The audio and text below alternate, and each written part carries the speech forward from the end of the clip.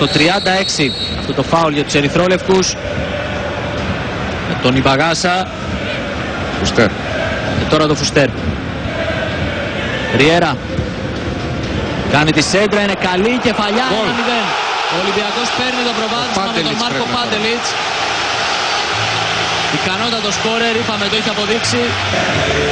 Έχει οδηγήσει την Τσέρτα Βερολίνου μόνος του στην έξοδο στην Ευρώπη, το κύπελλο UEFA τότε. Και ξεχνάμε ότι είναι Ελληνόπουλο κατά κάποιο τρόπο, αφού έχει περάσει τα νιάτα του και από τον Ηρακλή, έτσι. Εδώ η κεφαλιά του Πάντελιτς, η μπάλα βρίσκει.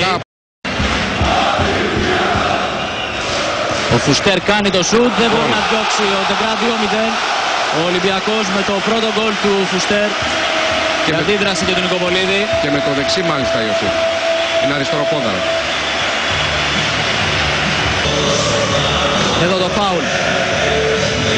Το εκτέλεσε ο Φουστέρ. Ο Ντεγκρά δεν μπορεί να διώξει. Την τρίκε λίγο, αλλά ήταν δυνατό το σουτ. Πάσα του Ριέρα. Το σουτ του Φουστέρ. Ολυμπιακός Αστέρας 2-0. Αργεντίνος και βρεθεί με παίκτη λιγότερο και ο Ολυμπιακός. Η παλιά του Ιμπαγάσα είναι καλή.